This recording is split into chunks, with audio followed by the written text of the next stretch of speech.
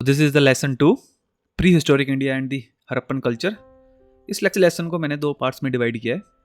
First part में हम discuss करेंगे प्री हिस्टोरिक इंडिया और सेकंड पार्ट में हम डिस्कस करेंगे द हड़प्पन कल्चर में। तो प्री हिस्टोरिक इंडिया पढ़ने से पहले हमें यह पता होना चाहिए कि हिस्ट्री को हम पढ़ते कैसे हैं। I mean we have discussed in the previous episode और previous lecture like history is the study of change, और हमने डिस्कस भी किया था वो पर्टिकुलर चेंज क्या क्या होता है। बट हम उसको स्टडी कैसे करते हैं, हमें एग्जैक्टली कैसे पता लगेगा कि आज से 2000 या 3000 या 4000 साल पहले जो कुछ भी एक पर्टिकुलर सोसाइटी में हुआ था, कैसे हुआ था, वो लोग रहते कैसे थे, वो खाते क्या थे, वो पीते क्या थे, वो पहनते क्या थे, वो कहाँ कहाँ घूमने जाते थे, उनकी हैबिट्स क्या थी, वो घर कैसे बनाते थे, उनकी सिटीज़ कैसे होती थी। तो अगर हमें इन सब चीज़ों के बारे में अगर जानना है तो हम कैसे जान सकते हैं। सोचो एक बार अपने दिमाग पे जोर डालो।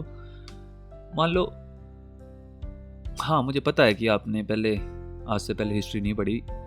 मैं जब भी ये लेक्चर प्रिपेयर करता हूँ तो मेरे दिमाग में एक ही बात होती है कि जो पर्सन इन लेक्चर को देखने आ रहा है उसने आज से पहले हिस्ट्री नहीं पढ़ी। बेसिक से स्टार्ट करते हैं। तो सोचो, अपने दिमाग की घोड़े दौड़ाओ कि अगर मैं आपसे बोलूं कि मुझे ना 4000 साल पहले सोसाइटी कैसे वर्क करती थी, वहाँ के लोग कैसे होते थे, ये पता करना है, तो कैसे पता करूँगा? या तो उस टाइम पे जो लोगों ने किताबें लिखी होंगी उससे पता करूँगा मैं, पर 4000 या 5000 साल पहले तो किताबें लिखी नहीं जाती थी, तो कैसे पता करूँगा? इंटरनेट तो था नहीं कि मैं जाके किसी पर्टिकुलर पर्सन का इंस्टाग्राम अकाउंट देख लूँ कि उसने कौन कौन सी कैसे कैसे स्टोरीज अपलोड की है या फिर फ़ोटो डाली है। तो सोचो कैसे पता लगेगा मुझे कि उस टाइम पे लोग कैसे सर्वाइव करते थे। So there are multiple sources through which we can understand the past. The first one is archaeological sources. इसमें क्या करते हैं हम आर्कियोलॉजिकल सोर्सेज में? These are material remains of the past, often uncovered during excavation. They help us understand ancient civilization, even when written records are missing. आपने ना वो movies देखी होंगी, इंडियाना जोन्स देखी है? वो मूवी किसके ऊपर बेस्ड है? या फिर द रॉक की द मम्मी सीरीज, वो है आर्कियोलॉजी बेस्ड मूवीज। उसमें क्या करते हैं वो, उनको खजाना ढूंढना होता था। वो खजाना कैसे ढूंढते थे? वो कभी कौन सी गुफाओं में जा रहे हैं, कभी कौन सी केव्स को एक्सप्लोर कर रहे हैं, दुनिया भर की केव्स को एक्सप्लोर कर रहे हैं, और कुछ पर्टिकुलर एविडेंसेस के बेस्ड पे वो क्या कर रहे हैं, खजाने ढूंढ रहे हैं। तो सेम वैसे ही अगर हमें 3 या 4000 साल पहले सिविलाइजेशन कैसे सर्वाइव करती थी, उनके डे टू डे एक्टिविटी क्या थी, वो खाते क्या थे, वो पीते क्या थे, वो पहनते क्या थे, वो सोचते कैसे थे। अब आप बोलोगे कि भाई वो सोचते कैसे थे, ये कैसे पता लगेगा अगर हमारे पास रिटन रिकॉर्ड ही नहीं है? तो सोचते कैसे थे वो हमें पता लगेगा उनके घर के डिजाइन से, सिटीज की डिजाइन से। अब आप बोलोगे ये कैसे हो सकता है? खुद सोचो ना यार। अब इमेजिन करो इंडिया 1900 का और इंडिया 2025 का। हमारे घर के डिजाइन चेंज हुए हैं, आर्किटेक्चर चेंज हुआ है, ऑब्वियसली बात है चेंज हुआ है, मटेरियल ऑफ कंस्ट्रक्शन चेंज हुआ है। आज से 200 साल या 300 साल पहले मिट्टी के घर बनते थे, आज सीमेंटेड घर बन रहे हैं, सरिया डाल के घर बन रहे हैं। तो वो कैसे आए? जैसे जैसे कोग्निटिव एवोल्यूशन हुआ, इंसान का टेक्नोलॉजिकल एडवांसमेंट हुई, सोचने समझने की कैपेसिटी में एनहांसमेंट हुई, वैसे वैसे। तो अगर हम आर्कियोलॉजी सोर्सेज का यूज़ करें तो हम जान सकते हैं कि उस दौरान पे जो एंशिएंट सिविलाइजेशन थी वो कैसे काम करती थी। हम मोन्यूमेंट्स देख सकते हैं, हम आर्टिफैक्ट्स देख सकते हैं, इंस्क्रिप्शंस देख सकते हैं, आर्किटेक्चर देख के पता कर सकते हैं। ठीक है, हम आगे डिटेल में डिस्कस करेंगे जब हम हड़प्पा पढ़ेंगे या मौर्यन पढ़ेंगे या अशोका पढ़ेंगे, तो आपको डिटेल में पता लगेगा कि कैसे हमें पता लगता है। But why it is matters to us? because it gives us concrete evidence of lifestyle, economy, culture and the technology of ancient people. अभी मैंने आपको डिस्कस एग्जांपल दी कि 1900 का घर और 2025 के घर में डिफरेंस क्यों है वो difference? Because of the technology. ठीक है. तो फर्स्ट सोर्सेज हो गया हमारे पास आर्कियोलॉजी. और क्या हो सकता है? लिटरेरी रिसोर्सेज, जो भी बंदों ने लिखा होगा और किस फॉर्म में लिखा होगा उस टाइम पे. या तो रिलीजियस टेक्स्ट होंगे या सेक्युलर टेक्स्ट होंगे या फॉरेन अकाउंट होंगे. रिलीजियस टेक्स्ट जैसे वेदास, उपनिषद्स, पुराण्स, जैन के, मतलब डिफरेंट रिलीजन के अपने अपने टेक्स्ट होंगे. अब सेक्युलर टेक्स्ट क्या हो सकते हैं? सेक्युलर और रिलीजियस टेक्स्ट में क्या डिफरेंस होता है? सोचो क्या डिफरेंस हो सकता है. क्योंकि मान लो कि मैं एक पर्टिकुलर रिलीजन से बिलोंग करता हूँ, तो अगर मैं कुछ टेक्स्ट लिखूंगा वो रिलीजियस होंगे या वो सेक्युलर टेक्स्ट होंगे, कैसे पता लगेगा? ये आपके लिए क्वेश्चन है. आप रिसर्च करोगे आप कि हम on the basis of what we have decided, like this is particular text is religious and this particular text is secular. और फॉरेन अकाउंट में क्या होगा? जैसे मान लो आज बिल गेट्स यहाँ पे आते हैं, चाय वाले के पास आते हैं, वो फोटो खिंचाते हैं और उस चाय वाले को मशहूर कर देते हैं. क्या नाम उनका था? डोली चाय वाला था वो. ठीक है. अब जब बिल गेट्स वापस जाएंगे, मान लो अगर उन्होंने अपनी बुक लिखी और बुक में वो लिख देते हैं डोली चाय वाला, तो आज से हम 2000 या 3000 साल के बाद अगर कोई बंदा बिल गेट्स की बुक पढ़ेगा तो उस बुक में चर्चा होगी किसकी? डोली चाय वाले की. सेम वैसे ही मान लो 3000 या 4000 साल पहले कोई बिल गेट्स जैसा बंदा इंडिया में आता है, यहाँ का वो सोशल स्ट्रक्चर देखता है, यहाँ के मॉन्यूमेंट्स देखता है, यहाँ का वो इकोनॉमिक सिस्टम देखता है, पॉलिटिकल सिस्टम देखता है, अपनी बुक में लिखता है और वापस लेके चला जाता है. और वहाँ पे जो लोग रहते हैं उनको बताता है कि भाई साहब इंडिया तो बहुत खतरनाक चीज़ है. सेम वैसे ही. But why it is matter to us? Because it gives us insight into political system, society, custom and values. तो फर्स्ट है आर्कियोलॉजी, सेकंड है लिटरेरी, थर्ड क्या हो सकता है? अन्य स्रोत, like epigraphy, oral tradition and painting and art, numismatics.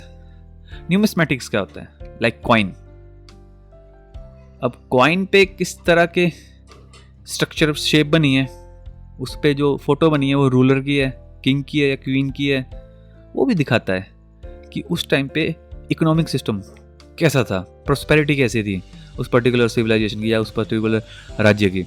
Epigraphy जैसे कार्विंग स्टोन, अगर आप चले जाओगे महाराष्ट्र में, कर्नाटका में बादामी केव्स हैं, ऐसी काफ़ी सारे केव्स हैं जिनमें एपिग्राफी या इंस्क्रिप्शन होती है. Old tradition and folklore. पहले तो मोस्टली, जैसे आपको मैं इसकी एग्जांपल दूं ओरल ट्रेडिशन की, तो जो आश्रम की प्रथा थी, जब किसी को भी विद्या लेनी होती थी या राजा के बच्चों को या फिर और अन्य बच्चों को, वो क्या करते थे? वो जाते थे आश्रम में. तो आश्रम में उनकी स्टडी कैसे होती थी? उस टाइम पे बुक्स तो थी नहीं, तो वो ओरल ट्रेडिशन से होती थी. वो सुबह उठते थे, मंत्र उच्चारण करते थे या कुछ भी पढ़ते थे, तो वो ओरली पढ़ते थे. वैसे ही कई पुस्तकों को ऐसे ही ज्ञान मिलता रहा. पेंटिंग एंड आर्ट, अजंता कि आप पेंटिंग्स देख लो या म्यूजिकल इंस्ट्रूमेंट्स देख लो, उनसे भी हमें पता लगता है कि उस टाइम पे लोग कैसे रहते थे. So I think it is clear to you how we can understand the history. जो हमने प्रीवियस वीडियो में डिस्कस किया था, history is the study of change, उस चेंज को हम कैसे स्टडी कर सकते हैं? आर्कियोलॉजी एविडेंसेस से. सेकंड क्या था? एपिग्राफी. सेकंड था आपका लिटरेरी सोर्सेज से. Second literary sources. थर्ड क्या है? अदर सोर्सेज जैसे न्यूमिस्मेटिक्स, एपिग्राफी, ओरल और paintings. So we will start today episode or today lecture or today video with this question, what is prehistoric period? इसका actual में मतलब क्या होता है? प्री हिस्टोरिक पीरियड हमने इसको क्यों बोला प्री हिस्टोरिक पीरियड? हमने डायरेक्ट इसको हिस्टोरिक पीरियड क्यों नहीं बोल दिया? हमने प्री हिस्टोरिक पीरियड ही क्यों बोला? क्योंकि जो प्री हिस्टोरिक पीरियड होता है ना, वो होता है time before the written records. मतलब उस टाइम पे जो रिटन रिकॉर्ड्स हैं वो डेवलप नहीं हुए थे। That's why we call it as prehistoric period. इसके की फीचर्स क्या हैं प्री हिस्टोरिक पीरियड के? इसके की फीचर है no written records, information comes from archaeology, fossils and artefacts. और इसमें जो human evolution, stone tools, early societies and the development of agriculture, these are the significance of the prehistoric period. We also know why we call it prehistoric period, but now the question is why it is called as a period? हम इसको period ही क्यों बोलते हैं? Because in the history the term period is used to divide time into different phases. Period define करता है एक particular phase को. But how we decide that particular phase? Based upon the changes in the human life. जो prehistoric period है, it is considered a period because it marks a distinct phase in human development, separate from the historic period. Okay, we understand what is the meaning of prehistoric period. We also understand why it is called as period. But जो हमने इसको period का नाम दिया वो हमारी help क्या करता है? क्योंकि अगर हम किसी पर्टिकुलर चीज को एक काइंड ऑफ नेम देंगे तो उसके पीछे एक रीजन होगा, उसका एक सिग्निफिकेंस होगा, तो उससे हमें हेल्प क्या मिली? Because it organize event chronologically. This is the first one. Second, understand major transformation in human society. Second. Third is study human evolution in structured phases. Okay, I think now you understand what is the prehistoric period and what is prehistoric India. Now we understand what is the meaning of prehistoric period, but what is prehistoric India? तो जो prehistoric India होगा वो भी written records नहीं होंगे उसके अंदर भी. और इसको हम स्टडी कैसे करेंगे? इसको स्टडी करेंगे हम आर्कियोलॉजिकल एविडेंसेस से, ओके, केव्स पेंटिंग से, फॉसिल से, अर्ली सेटलमेंट से. सो जो ये पीरियड है, इस पीरियड को, जो इंडिया का पीरियड है, इसको हम डिवाइड कर सकते हैं 4 मेजर पार्ट में. वो कौन कौन से पार्ट है? पैलियोलिथिक, मेसोलिथिक या mesolithic, third neolithic and fourth is metal age. अगर हम इसको 4 पार्टों में डिवाइड कर रहे हैं, पैलियो, मीजो, नियो और मेटल एज को, बेस्ड अपॉन टेक्नोलॉजिकल एडवांसमेंट. हमेशा याद रखना, अगर यूपीएससी आपसे क्वेश्चन पूछ ले कि हमने जो प्री हिस्टोरिक इंडिया को डिवाइड किया है 4 पार्टों में, पैलियोलिथिक, मेसोलिथिक, नियोलिथिक और मेटल एज में, वो किसके बेस पे डिवाइड किया है? तो you should answer as technological advancement के बेस पे. और वो क्या क्या एडवांसमेंट थी टेक्नोलॉजिकल, वो हम डिस्कस करेंगे. So let's get started with first division, that is paleolithical age. So, what is Paleolithical age?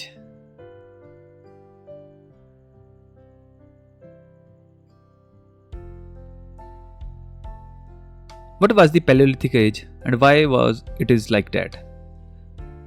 जो Paleolithical age है उसको हम ओल्ड स्टोन एज भी बोलते हैं. जो इसका टाइम पीरियड है, अगर हम आज से वापस पास्ट की तरफ जाएं, 2.5 मिलियन ईयर्स टू 10,000 BC. मतलब इतना लंबा समय रहा है इस पीरियड का. तो इस पीरियड में लोग रहते कैसे थे? हमें सोसाइटी के बारे में जानना है. सोसाइटी तो उस टाइम पे थी नहीं. हमें उस टाइम पे जो लोग थे, अगर आप पिक्चरों में ही देखोगे तो आपको पता लग जाएगा कि इस टाइप के जो लोग थे कच्चा मांस खाते थे। उनका ज़िंदगी का पर्पस क्या होता था, मेन ऑब्जेक्टिव क्या होता था उन लोगों का, पैलियोलिथिक पीरियड के लोगों का? उनका मेन पर्पस होता था सर्वाइव करना इन ए हॉस्टाइल कंडीशन, इन ए अनसर्टेन वर्ल्ड। ना कोई खेती थी, ना राइटिंग थी, ना कोई सिटी थी, एक ही पर्पस था, वो था सर्वाइवल। सिर्फ सर्वाइव करना है और अडेप्ट करना है कंडीशंस के अकॉर्डिंग। अगर हम उनकी लाइफस्टाइल एनालिसिस करेंगे कि उनकी लाइफस्टाइल कैसी थी, तो हमेशा याद रखना जो पैलियोलिथिक लोग थे वो थे सर्वाइवल बेस्ड, नोमैडिक लिविंग थी। वो सिर्फ इधर उधर घूमते थे, कहीं सेटल नहीं होते थे। जहाँ पे शिकार मिल गया उसके पीछे 5 किलोमीटर, 10 किलोमीटर, 15 किलोमीटर, 20 किलोमीटर भागते रहना। कोई पर्टिकुलर ठिकाना नहीं था। शिकार करना, जंगल से फ्रूट फ्राट लेके आना, जड़ों को खाना, पेड़ों की हनी कलेक्ट करना, वो खाना। कोई इनका एक पर्टिकुलर ठिकाना नहीं था। जैसे आज हमारे घर है, इनका कोई घर नहीं था। कभी जंगल, मान लो कि अगर 1000 किलोमीटर का जंगल है तो वो पूरे 1000 किलोमीटर घूमेंगे, कोई एक पर्टिकुलर ठिकाना नहीं था। बट ये तो हमें पता लग गया कि जो पैलियोलिथिक पीरियड के लोग थे वो एक पर्टिकुलर लोकेशन पे टिकते नहीं थे, इधर उधर घूमते थे। पर ऐसा करते क्यों थे वो? ये तो आप कहीं से भी पढ़ लोगे, गूगल सर्च मारोगे तो भी आपको पता लगेगा कि वो लोग ऐसे करते थे, वैसे करते थे। But the main question is, वो ऐसा करते क्यों थे?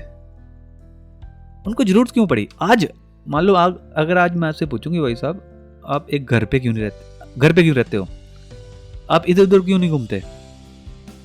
कंपेयर करो अपने आप से।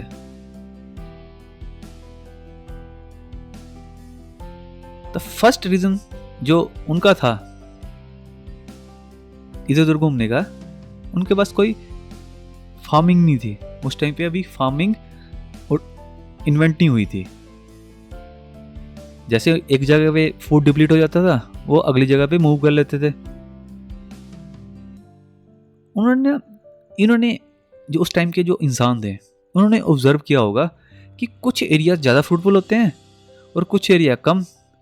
तो उनको धीरे धीरे ये भी महसूस होने लगा होगा कि किसी एरिया में गर्मी है, किसी एरिया में ठंड है, किसी एरिया में बरसात है। उस हिसाब से वो अपने पैटर्न को एडजस्ट करते थे। वो मतलब एक तरह के पैटर्न को फॉलो करते थे। कभी इधर कभी उधर वो माइग्रेट करते रहते थे फूड अवेलेबिलिटी के अकॉर्डिंग।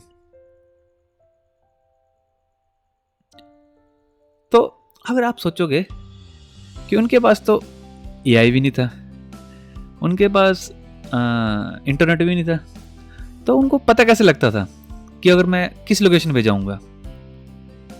मतलब कि उनके पास क्या डाटा होता था, वो किस बेस पे डिसीजन लेते थे? जो उनका डाटा ड्रिवन डिसीजन मेकिंग थी वो थी based upon the environmental observation. वो अपने आसपास के एनवायरनमेंट को बहुत ही बारीकी से ऑब्जर्व करते थे। वो देखते थे कि इस पर्टिकुलर जंगल में या इस पर्टिकुलर लोकेशन में, जैसे मान लो कि नदी के पास अगर मैं सर्वाइव करूंगा तो ज़्यादा अच्छे से सर्वाइव कर पाऊंगा। अगर मैं जंगल के बीच में जाऊंगा तो मुझे सर्वाइवल मेरा टफ हो जाएगा, क्योंकि नदी के पास पेड़ भी अच्छे से फल देंगे, पानी भी मिल जाएगा और वहाँ पे शिकार भी ज़्यादा मिलेगा। तो क्योंकि मोस्टली इनकी जो लाइफ थी वो थी सर्वाइवल बेस्ड। खाओ पियो सो बचो, फिर खाओ पियो सो बचो सो। सुबह उठो, शिकार पे जाओ, मारो, खाओ पियो सो जाओ। फिर अगले दिन उठो, शिकार पे जाओ, खाओ पियो सो जाओ और खुद को सेफ रखते रहो। सो ये थी उनकी लाइफस्टाइल उस टाइम पे। तो अगर हम उनकी टेक्नोलॉजिकल एनालिसिस करें उस टाइम के लोगों की, अब टेक्नोलॉजी से मतलब ये नहीं है कि उनके पास टीवी था या फ्रिज था या क्या बोलते हैं उनके पास लैपटॉप था या नहीं था। टेक्नोलॉजी का मतलब है कि वो डे टू डे लाइफ में अपनी लाइफ को इजी बनाने के लिए कौन कौन से टूल यूज करते थे।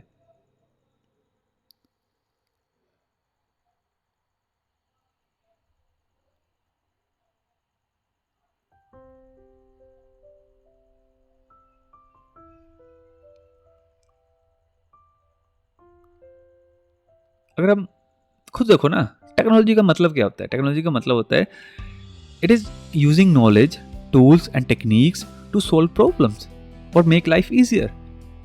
टेक्नोलॉजी का मतलब ये नहीं होता कि फ़ोन ही सिर्फ टेक्नोलॉजी है, नहीं। जो भी पर्टिकुलर टूल्स या इंस्ट्रूमेंट जो हमारी लाइफ को ईजी कर दे। तो उस टाइम पे कौन से वो टूल्स थे जो उस पर्टिकुलर लोगों की ज़िंदगी को आसान बनाते थे? वो थे stones. But why stone? Why not metal? Why not plastic? Plastic क्यों नहीं यूज़ करते थे वो? स्टोन ही क्यों यूज़ करते थे? और स्टोन भी जो यूज़ करते थे,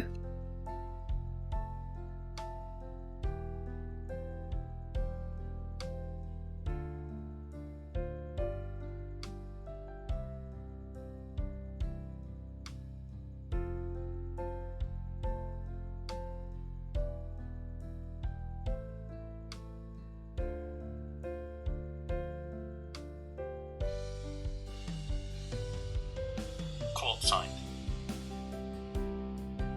Call signed.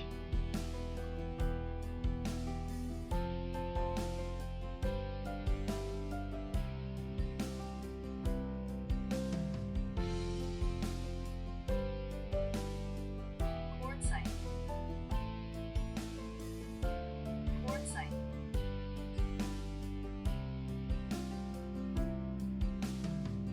और जो पर्टिकुलर वो स्टोन भी यूज़ करते थे, वो स्टोन यूज़ करते थे क्वार्ट्जाइट।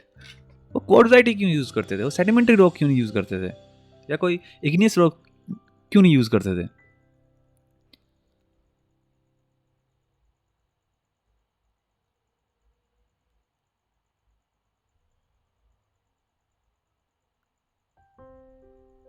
वो क्वार्ट्जाइट के टूल्स यूज़ करते थे बिकॉज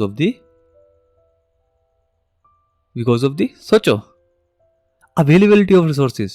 क्योंकि वो इजीली अवेलेबल थे नियर के पास, वो हार्ड थे, ड्यूरेबल थे।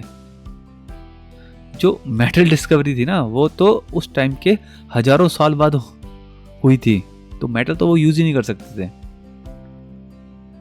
पर उनको पता कैसे लगता था? मतलब सोचो ना, उनको मान लो कि आप उस टाइम पे हो, प्री हिस्टोरिक इंडिया में हो आप, और आपको शिकार करना है,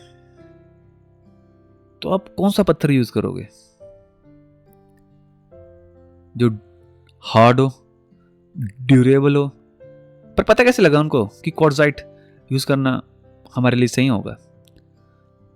अगर हम इसके लिए कंजेक्चर फॉर्म करें तो हम बोल सकते हैं ट्रायल एंड एरर से पता लगता होगा कि जो क्वार्ट्जाइट है वो ज़्यादा इफेक्टिव है कंपेयर टू सॉफ्ट स्टोन्स। और सोचो, जब हमने डिसाइड किया, क्योंकि हमें डिसीजन लेना था कि हमें कौन सा पर्टिकुलर स्टोन यूज करना है, हमें पर डिसीजन लेना क्यों था? हमें डिसीजन लेना था एक तो खुद को बचाने के लिए, दूसरा अपना पेट भरने के लिए। तो काफी सारे पत्थर थे, पर हमने क्वार्ट्जाइट ही यूज किया। और इससे हमें यह पता लगता है कि ये इंसान का पहला स्टेप था रिसोर्स ऑप्टिमाइजेशन की तरफ।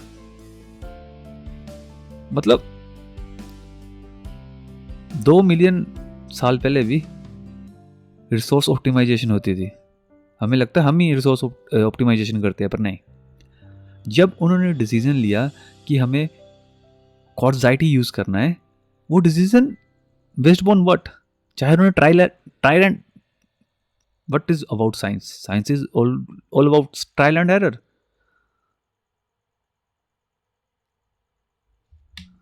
isn't it?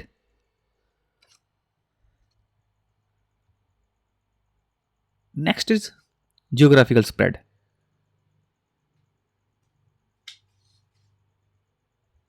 तो कहाँ कहाँ पे ये फैले थे? अगर हम इनकी की लोकेशन देखें तो इनकी की लोकेशंस है स्वान वैली, जो कि आज पाक बॉर्डर के पास है, भीमबेटका जो कि मध्य प्रदेश में है, कुरनूल आंध्र प्रदेश में है,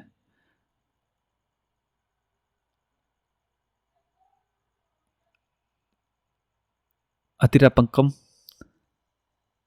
जो कि तमिलनाडु में है। पर ये क्वेश्चन आता है, why why these locations are important? इसके पीछे क्या क्या लॉजिक हो सकता है? हिमालयस में क्यों नहीं थे वो, या फिर नॉर्थ ईस्ट में नहीं थे, या साउथ में नहीं थे? क्यों? तो क्या हो सकता है इसका? इसका जो सबसे प्रोमिनेंट रीज़न है वो है एनवायरमेंटल लॉजिक लगा सकते हैं हम, क्योंकि रिवर वैलीज थी, मोस्टली ये रिवर वैलीज ही है। और रिवर वैलीज में क्या होता है? वाटर, एनिमल प्लस फर्टाइल होती है वो। और अगर वाटर, ये तो है नहीं कि एक ही जगह पे चलता रहेगा। जब अपनी वाटर अपना रूट शिफ्ट करता है तो वो पीछे क्या छोड़ जाता है? पीछे वो छोड़ जाता है केव्स। अब उन केव्स को हम कैसे यूज़ कर सकते थे? उन केव्स को वो यूज़ करते थे शेल्टर में, एज ए शेल्टर, क्योंकि केव्स बनानी नहीं पड़ेगी। अब एक हार्ड रॉक को बार बार फोर्स के साथ पानी ने तोड़ा है, अब पानी ने अपना रूट शिफ्ट कर लिया है, नदी ने रूट शिफ्ट कर लिया है, और पीछे पानी नहीं है, वहां पे क्या है? केव्स। तो जब वो, अब ये भी याद रखना कि इस टाइम पे जो लोग थे ना, वो एक जगह सेटल नहीं होते थे, वो घूमते रहते थे। तो एक तरह के ये इनके होटल्स थे। जब सीजन चेंज होता था तो वो इस पर्टिकुलर केव्स में आ जाते थे। अब पता लगा कि अभी हमें आगे जाना पड़ेगा, तो इस केव्स को छोड़ के वो आगे चले गए। तो फर्स्ट हो गया एनवायरमेंटल लॉजिक। और क्या हो सकता है? Strategic parallel, like modern supply chain.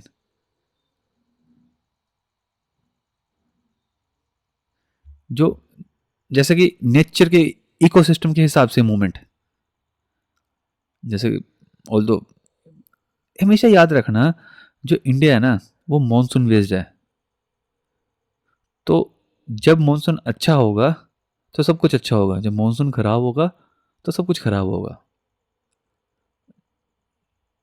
हमने पिछले एपिसोड में भी डिस्कस किया था, रियल फाइनेंस मिनिस्टर है इंडिया का, वो है मॉनसून। तो जो अर्ली सेटलमेंट्स थी, हम ये कंजेक्चर ये भी बना सकते हैं, जहां पे मानसून अच्छा होता था वहां पे सेटलमेंट होंगी, रिवर के किनारे होंगी। Yes. The next is cognitive evolution.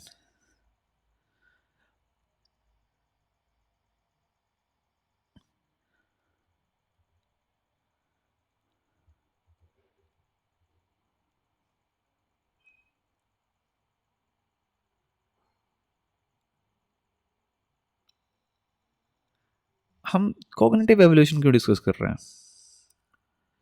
क्योंकि जो इससे पहले ह्यूमंस थे ना, वो थे होमोसेपियंस। तो होमोसेपियंस के बारे में तो हम यूज ही नहीं डिस्कस नहीं कर रहे।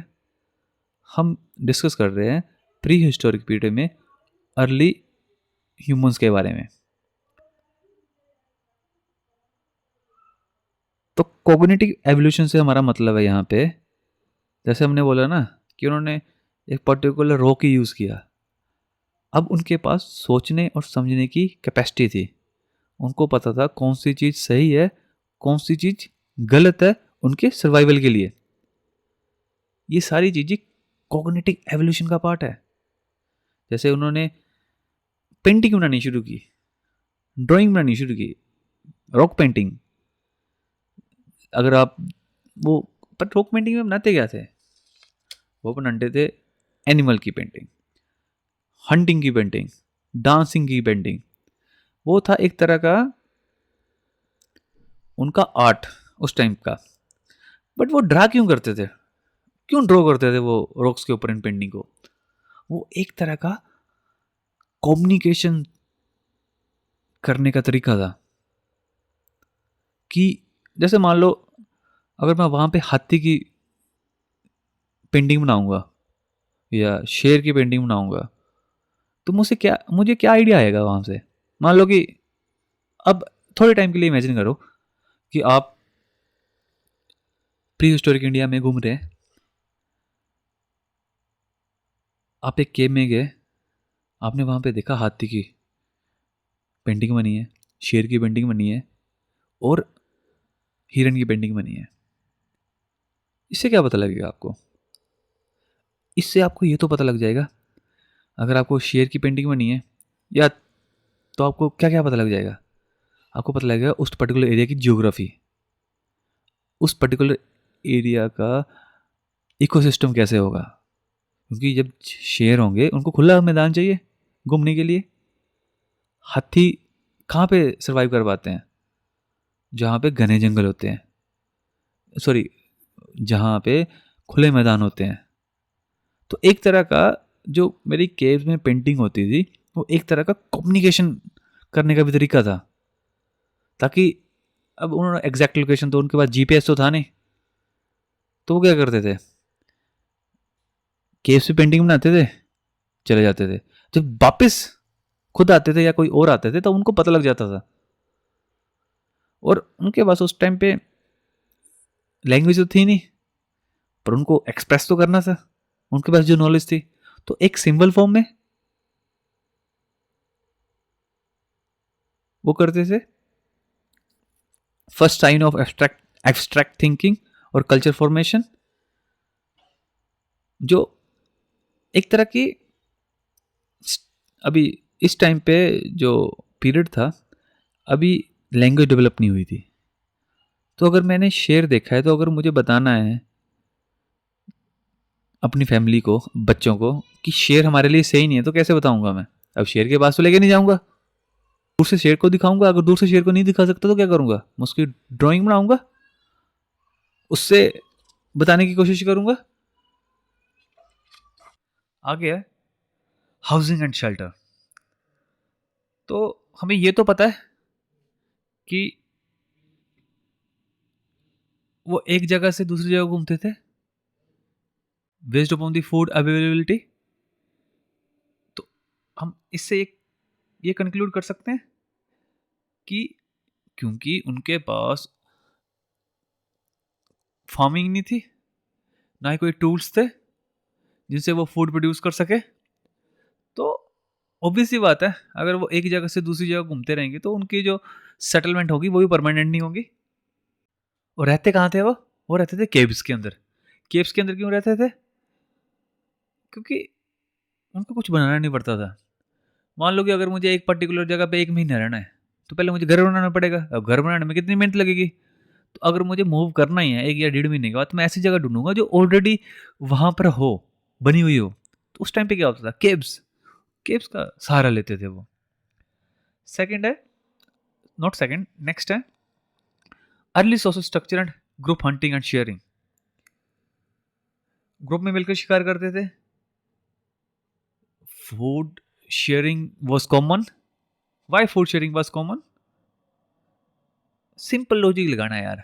अगर मान लो मैं एक जगह से दूसरी जगह जाना है, मुझे अगर खाना ढूंढने के लिए, तो मैं अकेले तो नहीं जाऊंगा, क्योंकि जंगल में काफ़ी सारे और भी जानवर है, मुझे खा सकते हैं, मेरी उसमें सेफ्टी नहीं है। अगर मुझे अपने आप को सेफ रखना, अपने बच्चों को सेफ रखना, अपनी फैमिली को सेफ रखना, तो मैं कैसे रख पाऊंगा अगर मैं ग्रुप में आगे बढ़ूंगा? Simple reason.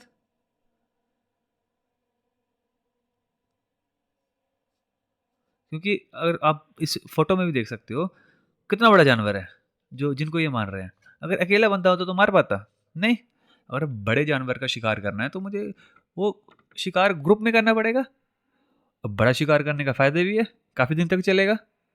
छोटा जानवर अगर मैं खरगोश मारता हूँ या कुछ और मारता हूँ, वो तो एक बंदे खा जाएगा। तो इतने बड़े ग्रुप को पालने के लिए तो हमें बड़े जानवर का शिकार करना पड़ेगा। तो हम इससे ये भी कंक्लूड कर सकते हैं, ट्रस्ट और कोऑर्डिनेशन का फाउंटेन यही था। ऑब्वियसली बात है, अगर आपको शिकार पे जाना है तो एक दूसरे की इंस्टिंक्ट को आपको ट्रस्ट करना पड़ेगा, कोऑर्डिनेट करना पड़ेगा, तभी तो आप एक जानवर को मार पाओगे। और शिकार पे जाने से पहले वो कोलैबोरेटिव स्ट्रेटजी बनाते थे। तो यहीं से आज हम कई हजारों साल, 2 या 3 मिलियन ईयर्स के बाद, आज भी हम कोलैबोरेशन यूज करते हैं, स्ट्रेटजी यूज करते हैं। वो सोचो यार, 3,000 साल पहले, सॉरी नॉट 3,000 साल पहले, 3 लाख साल पहले हमने शुरुआत कर दी थी कोलैबोरेशन और स्ट्रेटजी की। नेक्स्ट है व्हाई पैलियोलिथिक फेज एंडेड। अब हमें ये भी पता लग गया वो खाते क्या थे, वो सोचते क्या थे, वो जियोग्राफिकल स्प्रेड क्या था, वो ग्रुप हंटिंग क्यों करते थे, पर ये पीरियड खत्म क्यों हुआ?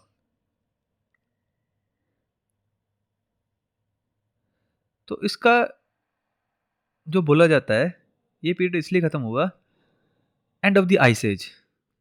आइस एज खत्म हो गया और वार्मर क्लाइमेट आ गया।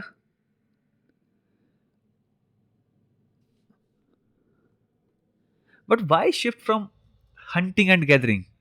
जैसे मेरे पैलियोलिथिक पीरियड फेज का खत एंड हुआ ना, वैसे वैसे हमने हंटिंग और गैदरिंग करना थोड़ा कम कर दिया। तो इसमें हम क्या बोल सकते हैं, why why this shift happen? अगर हम इसका एनवायरमेंटल फैक्टर पे देखें तो एनवायरमेंट फैक्टर पे क्या बोल सकते हैं? एंड ऑफ आइस एज के कारण क्या हुआ? वार्मर क्लाइमेट हुआ। वार्मर क्लाइमेट के कारण क्या हुआ? स्टेबल क्लाइमेट ने और ज़्यादा प्लांट की ग्रोथ को इंक्रीज किया। प्लांट की ग्रोथ इंक्रीज होने से क्या हुआ? हमें ज़्यादा फ्रूट मिलने लगे। तो हम पहले जिस जगह पे 1 महीना रहते थे, अब उसी जगह पे हम 4 5 6 महीने रहना शुरू कर दिया। तो इसमें कॉग्निटिव एवोल्यूशन कैसे हुआ? तो इंसानों ने देखा कि भाई एक एक पैटर्न नोटिस किया उन्होंने। उन्होंने देखा कि एक पेड़ कैसे उगता है, एक बीज गिरता है छोटा सा, उससे पेड़ उगता है। मतलब कि एक दिन में तो नोटिस नहीं किया, कई हजारों साल लगे ये नोटिस करने में। तो उन्होंने कंक्लूड किया, अच्छा ये बीज है। तो मे भी उन्होंने एक जगह से उठा के दूसरी जगह बीज लगाने शुरू कर दिए। उनको पता लग गया कि ये पेड़ ही हमारे लिए सब कुछ है। अगर आप इंडियन कल्चर को भी देखो तो we are worship the trees, because at one point of time in our culture trees are the source of livelihood. Paleolithic age taught humans how to survive, and that survival led to innovation, which led to Neolithic revolution. हमने क्या क्या discuss किया है इसमें? इसमें हमने discuss किया lifestyle, nomadic lifestyle था, फूड बेस्ड माइग्रेशन थी, टेक्नोलॉजी हमने देखी, वो स्टोन टूल्स का यूज़ करते थे, जियोग्राफी, रिवर फॉरेस्ट के पास और केव्स प्रेफर करते थे वो, और कोग्निशन ने हमने देखा कि rock art and group hunting करते थे। हाउसिंग में क्या करते थे वो टेम्परेरी था। सोशल स्ट्रक्चर क्या, cooperative hunting and food sharing. और फेज ट्रांजिशन में gradual move to neolithic because of agriculture begins. We will discuss in the next phase, that is mesolithic age. Mesolithic age के बारे में हम बोल सकते थे जब आदमी ने सोचना स्टार्ट किया और ज़िंदगी थोड़ी और स्मार्ट हुई। सोचना तो पहले स्टार्ट कर दिया था, पर पहले वो इस तरह से सोच नहीं पाते थे जैसे मेसोलिथिक एज में सोचते थे। तो जो मेसोलिथिक एज थी उसको मिडल स्टोन एज भी बोला जाता है। इसका जो टाइम पीरियड है वो है 10,000 BCE टू 6,000 BCE अप्रोक्स।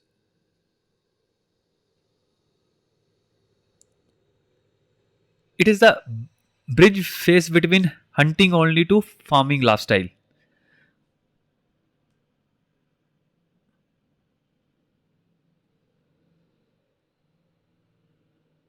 इस फेज का जैसे हमारा फर्स्ट फेज का ऑब्जेक्टिव था, वैसे ही सेकंड फेज का ऑब्जेक्टिव भी है, सिर्फ सर्वाइव नहीं, थोड़ा प्लान करना, थोड़ा अडेप्ट करना।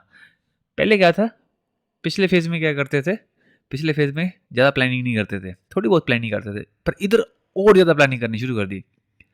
तो इसमें शिफ्ट क्या क्या हुआ? अगर हम टेक्नोलॉजिकल शिफ्ट की बात करें तो इसमें हुआ rise of microlith plus bow and arrow.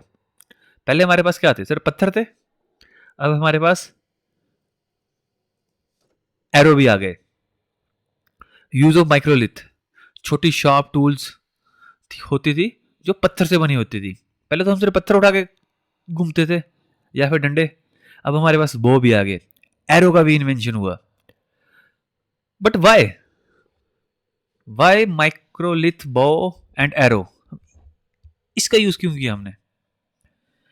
तो हम इसमें अगर हम लॉजिक लगाए तो हम बोल सकते हैं जो माइक्रोलिथ और एरो थे वो छोटे थे, लाइट वेट थे, एक जगह से दूसरी जगह लेके जाने के लिए आसान होते थे, और बो और एरो से दूर से भी अटैक कर सकते हैं हम। जैसे आप देख लो कितनी दूर से अटैक कर रहा है वो।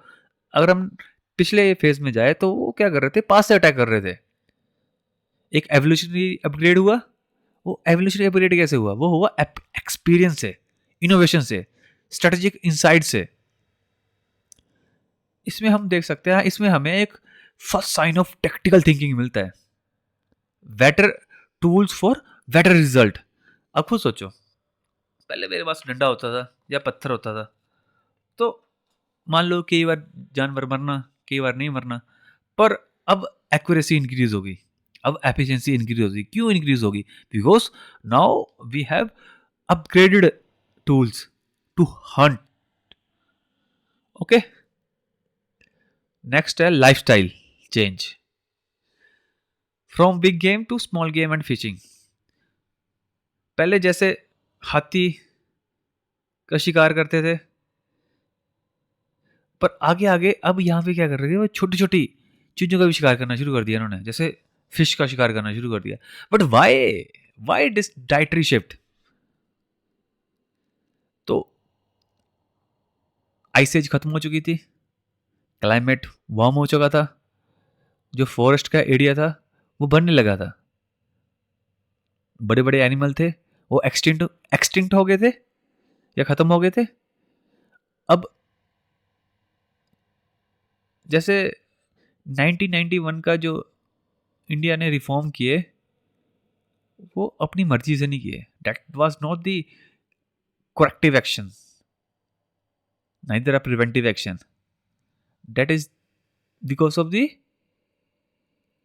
फोर्स किया उस पर्टिकुलर सिचुएशन ने। वैसे ही रिसोर्स अवेलेबिलिटी ने फोर्स किया अडेप्शन के लिए, क्योंकि अब एनिमल नहीं थे, आइस एज खत्म हो चुका था, बड़े बड़े एनिमल एक्सटिंक्ट हो चुके थे, तो उन्होंने इनको फोर्स किया अडेप्ट करने के लिए। ओके, नेक्स्ट है सेमी सेंडेटरी लाइफ। सेमी सेंडेटरी लाइफ का क्या मतलब था? इसका मतलब है थोड़ा रुकना, थोड़ा चलना, मतलब शॉर्ट टर्म बेसिस के लिए एक जगह रुकना। But why? जैसा कि हमने ऑलरेडी बोला है कि हम हर चीज का वाई जानने की कोशिश करेंगे। हम ऐसा नहीं है कि अच्छा ओके सेमी सेडेंटरी लाइफ थी, ओके चलो आगे बढ़ते हैं, नहीं। क्योंकि यूपीएससी को वो कैंडिडेट नहीं चाहिए जिन्होंने चीज़ों को रटा हुआ है। यूपीएससी को वो कैंडिडेट चाहिए जो चीज़ों को लॉजिकली अंडरस्टैंड करते हैं। ओके, अगर हम बोलते हैं कि वैसा मेसोलिथिक फेज में सेमी सेडेंटरी लाइफ थी, पर क्यों थी ऐसे? What was the reason? क्या रीजन हो सकते हैं? अगर हम रिसोर्स का लॉजिक लगाएं तो हम क्या बोल सकते हैं? फिशिंग और स्मॉल गेम के लिए लोकेशन बेस्ड एडवांटेज चाहिए था। ऑब्वियस ही बात है, अगर आपको फिशिंग करनी है तो एक ऐसी लोकेशन चाहिए जो आपकी रहने लायक भी हो। और क्या बोल सकते हैं हम? Stable climate. मान लो अगर एक जगह पे फ्लड आ गया तो आपको दूसरी जगह पे शिफ्ट करना पड़ता था। जब आप दूसरी जगह पे शिफ्ट करते थे, अगर मान लो वहाँ पे काफ़ी सारा फूड है, मान लो आपका ग्रुप का साइज़ है 30 या 40 लोग, और आपको वहाँ पे काफ़ी सारा फूड मिल जाता है, तो आप क्या करोगे? ऐसी पर्टिकुलर लोकेशन में जाओगे जहाँ पे आपको 5-6 महीने के लिए फूड मिलेगा, तो आप वहीं पे रहोगे। तभी मैंने बोला ना, थोड़ा रुकना थोड़ा चढ़ना।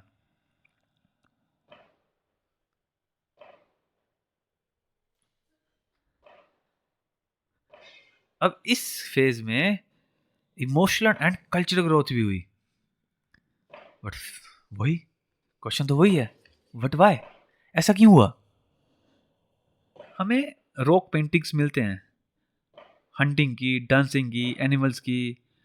इस फेज में हमें बरियल्स भी मिलते हैं, मतलब डेड बॉडीज को रिस्पेक्टफुली दफनाया जाता था मेसोलिथिक फेज में, जैसा कि आप फोटोज में भी देख सकते हो। पर ऐसा क्यों? Why this emotional expression? इस एज में ऐसा क्या हुआ कि ज्यादा लोग अवेयर हो गए अपने इमोशंस को लेके? अगर हम साइकोलॉजिकल लॉजिक लगाएं उनको अब ना डेथ का कंसेप्ट समझ नहीं आने लगा कि डेथ भी कुछ होती है। अब लोगों के दिमाग में मान लो आज के टाइम पे अगर लोग कोई मरता है तो उस पर्टिकुलर बंदे की मेमोरी हमारे दिमाग में रहती है ना। सेम यही लॉजिक हम लगा सकते हैं कि जब उस टाइम पे किसी की मौत होती थी तो साथ में जो उसकी पूरी सोसाइटी थी या पूरा ग्रुप था, उनके मन में भी अब उसकी याद, उसकी मेमोरी रहने लगी। तो उस मेमोरी की रिस्पेक्ट के लिए वो क्या करते थे, उस बंदे को एक रिस्पेक्टफुल वे में दफनाते थे। ये तो था साइकोलॉजिकल लॉजिक। अगर हम कॉग्निटिव लीप की बात करें तो ये इंडिकेट करता है कि सिंबॉलिक थिंकिंग और इमोशनल इंटेलिजेंस डेवलप हो रही थी। क्योंकि जो मेरा पिछला फेज था, फर्स्ट फेज, बहुत लंबा था। वो 2 मिलियन बीसी से 10,000 बीसी तक था, मतलब बहुत ही लंबा फेज था। और इसी फेज में कल्चर का बर्थ हुआ। ये था उनका version of knowledge transfer and legacy. अब बात करें मेसोलिथिक पीरियड की जियोग्राफिकल स्प्रेड की, तो इसकी जो की मेसोलिथिक साइट है वो है गुजरात में, मध्य प्रदेश में, आजमगढ़, यूपी में, बिहार में, राजस्थान में। वहाँ पे हमें स्कैटर्ड टूल्स और बरियल एविडेंसेस मिलते हैं। बट वाई दीज लोकेशंस, यही लोकेशंस क्यों चुनी उन्होंने? अब हम जियोग्राफी का लॉजिक लगा सकते हैं, क्योंकि रिवर थी, नेचुरल केव्स थी उसके पास, और फूड रिसोर्सेज थे। ठीक है, मेनली रिवर के पास ही रहते थे। अब नेक्स्ट एज है हमारी नियोलिथिक एज। अब नियोलिथिक एज का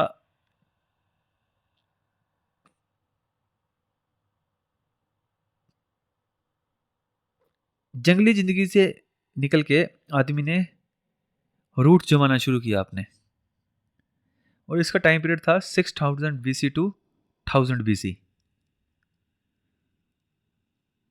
स्ट्रेटेजिक शिफ्ट क्या था इसमें? ये जो पीरियड है ना, नियर अबाउट 5000 साल का, 6000 बीसी टू 1000 बीसी, 5000 साल का पीरियड है। देखो यार, हम 5-5 हजार साल के पीरियड को 10-15 मिनट में पढ़ रहे हैं। मतलब पता नहीं क्या क्या हुआ होगा उस पर्टिकुलर फेज में। From food gathering to food production.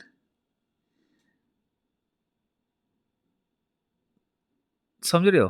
पहले हम फूड गैदर करते थे, अब फूड प्रोडक्शन करना शुरू कर दिया। पर कैसे किया हमने फूड प्रोडक्शन शुरू? और ये जो फेज है ना, लियोलिथिक एज, ये सबसे जरूरी और सबसे इंपॉर्टेंट फेज है ह्यूमैनिटी का। यहाँ पे एग्रीकल्चर स्टार्ट हुआ, वीट, बार्ले को उगाना शुरू किया। Domestication of animals like dog, sheep, goat, cattle, इसी फेज में नियोलिथिक एज में ही शुरू हुआ। But again the question is why this shift? ये शिफ्ट क्यों हुआ? हम यहां पे भी बोल सकते हैं because of the climate change hypothesis. अगर हम लगाएं यहाँ पे, तो आइस एज के बाद इन्वायरमेंट स्टेबल हुआ, क्रॉप्स ग्रो होने लगे, एक पर्टिकुलर बढ़िया इन्वायरमेंट मिला क्रॉप्स को उगने का। अगर हम कॉग्निटिव लीप देखें तो ह्यूमंस ने कॉज इफेक्ट समझना शुरू किया। अगर हम ऐसा करेंगे तो वैसा होगा, अगर वैसा करेंगे तो ऐसा होगा। लाइक 3 लॉज ऑफ मोशन, हम ऊपर को कुछ चीज फेंकेंगे तो नीचे आएगी। पर जो फार्मिंग है ना, उसने क्या किया? फार्मिंग के predictable food supply versus hunting, जो अनसर्टेन था।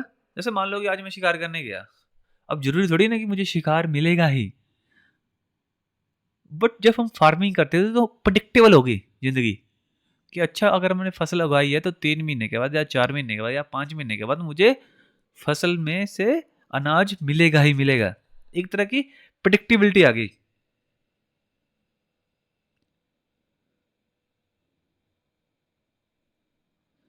और हमेशा याद रखना जब भी संकट आएगा ना, जब भी क्राइसिस आएगी, तो वो क्राइसिस ह्यूमंस को फोर्स करेगी इनोवेशन के लिए, लाइक फूड शॉर्टेज और पॉपुलेशन ग्रोथ। अब फूड शॉर्टेज हुई या फिर पॉपुलेशन ग्रोथ हुई, अब शिकार से सबका पेट भरता नहीं था, तो उन्होंने इनोवेशन की, और इनोवेशन से क्या, सबसे बड़ी इनोवेशन की ह्यूमैनिटी की, वो थी एग्रीकल्चर। उन्होंने देखा, एक पैटर्न को रिकॉग्नाइज किया कि अच्छा, बीज से पेड़ उगता है। अगर बीज से पेड़ उगता है तो किसी ने एक्सपेरिमेंट किया होगा, अब किसने किया, कैसे किया, ये तो किसी को भी नहीं पता यार, ये हिस्ट्री नहीं बता सकती। इसके लिए तो हमें टाइम मशीन ही बनानी पड़ेगी और वापस जाके देखना पड़ेगा। तो हमें ये तो पता लग गया कि स्ट्रेटेजी शिफ्ट क्या था। अब है सेटलमेंट रेवोल्यूशन। पहली बार परमानेंट विलेज बनने लगे, मड से घर बने, सर्कुलर या रेक्टेंगुलर शेप में बनते थे। But why this settlement, Y this shift, why this permanent settlement happen? तो सबसे पहले जो लॉजिक हम दे सकते हैं वो है एग्रीकल्चर। क्रॉप्स छोड़ के दूर नहीं जा सकते थे, तो रुकना पड़ा। अब लाइफ सर्टेन हो गई थी। और क्या हो सकता है, सेकंड लॉजिक क्या हो सकता है, लाइफ स्टॉक मैनेजमेंट। एनिमल्स को भी प्रोटेक्ट करना होता था, एक जगह रहना जरूरी हो गया। पहले हमारे पास एनिमल नहीं थे, अब एनिमल भी रखने हैं, उनकी सेफ्टी भी देखनी है, उनको प्रोटेक्ट भी करना है, तो एक जगह ही रहना पड़ेगा। फर्स्ट हो गया एग्रीकल्चर, सेकंड हो गया लाइफ स्टॉक मैनेजमेंट, थर्ड हो गया सिक्योरिटी एंड सोशल लॉजिक। क्योंकि अब ग्रुप लिविंग का क्या मतलब होता है, हम ग्रुप में क्यों रहते हैं? Group living is equal to protection plus collaboration. अब इन दोनों चीजों से क्या हुआ, प्रोटेक्शन प्लस कोलैबोरेशन से क्या हुआ, ग्रुप लिविंग में सोशल स्ट्रक्चर का जन्म हुआ। Because settlement gave the rise too early governance. तो अब मान लो एक ग्रुप रहता है, एक मतलब आप अगर आप फोटो में भी देखो तो 1 2 3 4 5 6 7 8 आठ आठ घर मान लो। 8 घर में अगर एक घर में 3 बंदे भी रहते हैं तो 8 1 8 8 2 16 8 3 24, मतलब 25 बंदे रहते हैं। अगर 25 बंदे रहते हैं तो उनके बीच में एक बेसिक रूल्स भी होंगे जो उनको फॉलो करने पड़ेंगे। ऐसा ही नहीं कि सुबह उठो और किसी को थप्पड़ मार दिया, ऐसा नहीं हो सकता ना। तो इन्हीं अर्ली सेटलमेंट्स ने basic rules, responsibility, sharing system को स्टार्ट किया। अब नोमैडिक लाइफ हमने छोड़ दिया, हमने रूरल बेस्ड इकोनॉमी को शुरू कर दिया।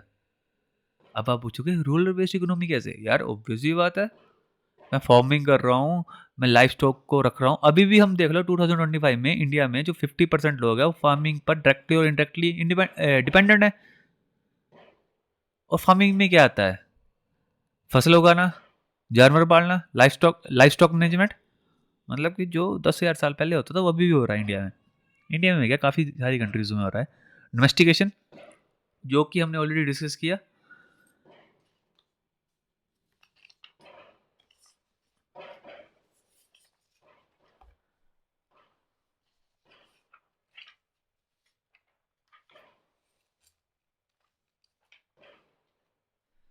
एनिमल डोमेस्टिकेट होने लगे, like dogs, goat goat, cows. But why this shift happen, why domestication now? पहले क्यों नहीं हुआ, अभी क्यों हुआ? हम एक इसमें लॉजिक दे सकते हैं एनर्जी एफिशिएंसी का। Animal is equal to food, milk, transport, manure, multipurpose assets. अब हम एनिमल से क्या कर सकते हैं, उनसे फूड भी ले सकते थे, दूध ले सकते थे, उनसे ट्रांसपोर्ट में यूज कर सकते थे। मान लो, खुद सोचो ना, अगर मान लो मैंने खेती की, उस साल अच्छा मानसून नहीं हुआ और खेती बर्बाद होगी, तो मेरे जीने का सहारा क्या होता था? एनिमल्स, उनका दूध।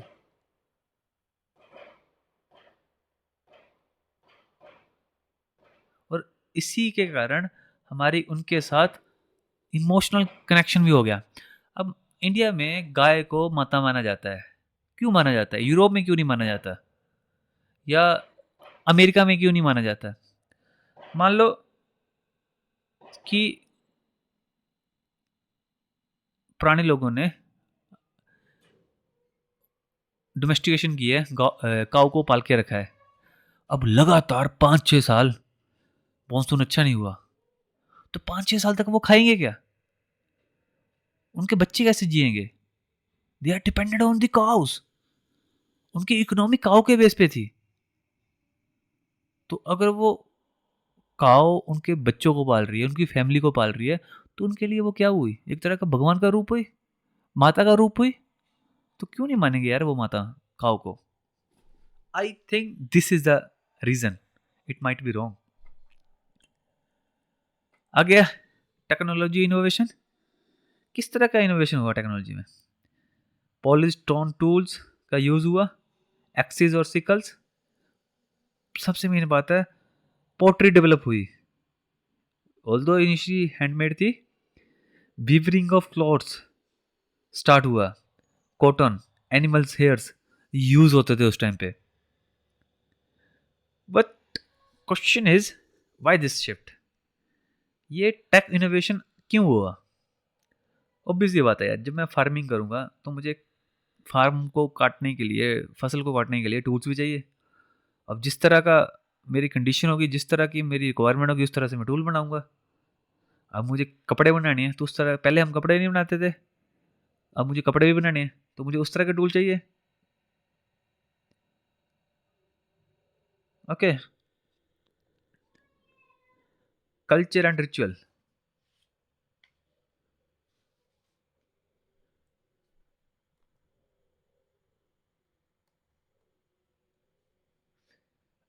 Burial show, grave goods, tool spots. अब ये सोचो, वो पर्सन को दबाते थे या पर्सन का बरियल करते थे या जलाते थे या उसको जमीन में दबा देते थे। ये शो क्या करता है? इसका मतलब उनके पास एक काइंड ऑफ बिलीफ सिस्टम था। या तो वो आफ्टर लाइफ को मानते थे या कुछ ना कुछ वो मानते थे ना, तभी तो उन्होंने ऐसा करना शुरू किया। मतलब इमोशनल डेवलपमेंट हुई उनमें, क्योंकि कम्युनल लिविंग थी। कम्युनल लिविंग का मतलब क्या है? ट्रेडिशन और सोशल लाइफ का birth. But what does this tell अस?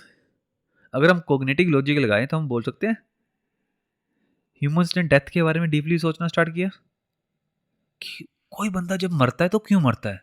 अच्छा, मरने के बाद क्या होता है उसके पास, उसके साथ? क्या उसमें आत्मा होती है? अगर उसमें आत्मा होती है तो मरने के बाद वो आत्मा कहाँ जाती है? स्वर्ग में जाती है, नर्क में जाती है?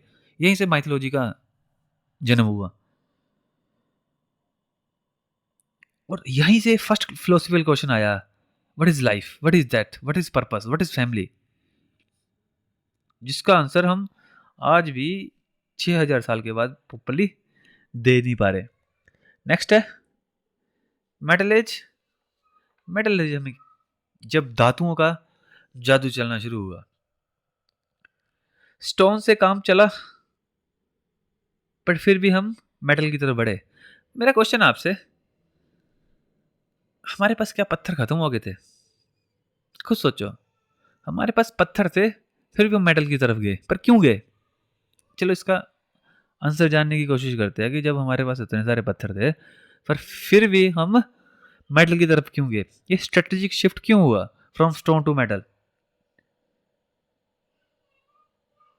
कॉपर और ब्रॉन्ज का यूज हुआ टूल्स और ज्वेलरी बनाने के लिए, लेकिन स्टोन टूल्स भी साथ साथ यूज होते रहे as a complementary use. Stone तो आज भी यूज होते हैं, अपने घर में देखना, किचन में कहीं ना कहीं आपको स्टोन मिल ही जाएगा।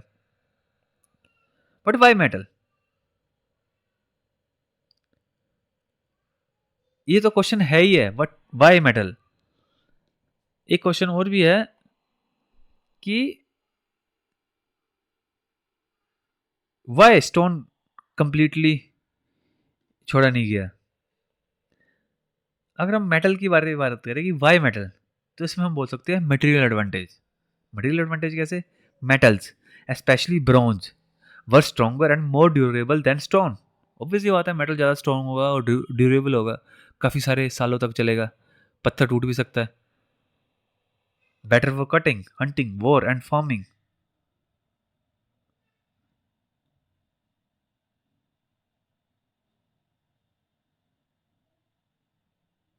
जो स्टोन टूल्स थे वो ऑलरेडी मास्टर्ड ठीक से थे और इजिली अवेलेबल भी थे, तो सबके पास थे। बट जो मेटल का था ना, मेटल की प्रोसेसिंग कॉम्प्लेक्स थी, सबको एक्सेसिबल नहीं था। इसका मतलब अगर किसी एक गांव को मेटल के हथियार बनाने आते थे, मेटल का यूज करना आता था, तो वो दूसरे गांव पे अपना दबदबा बना के रख सकता था। नेक्स्ट है rise of urbanisation. Rise of urbanisation में आती है हमारी हड़प्पन सिविलाइजेशन। और हड़प्पन सिविलाइजेशन को फ्लरिश, जो हड़प्पन सिविलाइजेशन फ्लरिश हुई वो इसी फेज में हुई, जिसमें structured cities, drainage, standard weight measure भी बनने शुरू हुए। But how did metal contribute to urban growth? Efficiency boost हुई। बेटर टूल मीन्स फार्मिंग और कंस्ट्रक्शन एफिशिएंट हुए। फूड सरप्लस हुई। फूड सरप्लस क्यों हुई? Because of the agriculture. Agriculture के कारण फूड सरप्लस कैसे हुई? एग्रीकल्चर के कारण फूड सरप्लस नहीं हुई, बेटर टूल्स के कारण फूड सरप्लस हुई। उसी के कारण अर्बन लाइफस्टाइल पॉसिबल हुआ। ट्रेड में मेटल ने एज ए कैटलिस्ट काम किया। Metal means is equal to high value item. Regional international trade हुआ, मेसोपोटामिया तक ट्रेड हुआ because of the metal. Craftsmanship growth हुई, bronze, sculpture, seals, ornament, new economy plus culture का rise हुआ। तो इसके बाद जो है वो है साउथ इंडियन एक्सपेंशन। तो साउथ इंडियन में एक्सपेंशन हुआ लोगों का। गोदावरी, कृष्णा, तुंगभद्रा, पेनार, कावेरी वैली में सेटलमेंट हुई। आप सोच रहे होगे कि ये ना बिल्कुल डीपली नहीं बढ़ा रहा, ऊपर ऊपर से लेके जा रहा है। तो मैं ऊपर ऊपर से जो मेन फैक्ट है मैं वो आपको बता रहा हूँ और एक आइडिया दे रहा हूँ आपको मैं।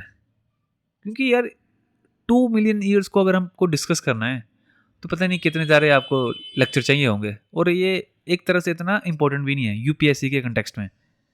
तो एक तरह की मैं आपको स्टोरी के वे में बता रहा हूँ। बाकी लेक्चर को हम ऐसे नहीं पढ़ेंगे, बाकी लेक्चर की हम डीप एनालिसिस करेंगे। अब हमें जब हड़प्पन पढ़ेंगे इस लेक्चर के बाद, नेक्स्ट जो हमारा लेक्चर वो हड़प्पन भी होगा, उसको हम पूरा डिस्कस करेंगे डीपली। तो जो ये कृष्णा, गोदावरी, तुंगभद्रा रिवर वैलीज थी, वहाँ पे एक्सपेंशन हुआ। But why this valleys? We can say that because of the geographical advantage. Geographical advantage जगह से रिवर थी, रिवर के बाद फर्टाइल लैंड थी, वहाँ पे वाटर था, फिशिंग भी कर सकते। अब फिशिंग भी कर सकते तो फर्टाइल लैंड भी थी, और फर्टाइल लैंड में रहना तो बड़ा इजी है। और क्या चाहिए था इनको? Jewellery, status and culture. Metal jewellery, bangles, beads, ornament की शुरुआत भी इसी फेज में हुई, बिकॉज अब उनके पास एक सेंस थी कल्चर की, एक सोसाइटी की।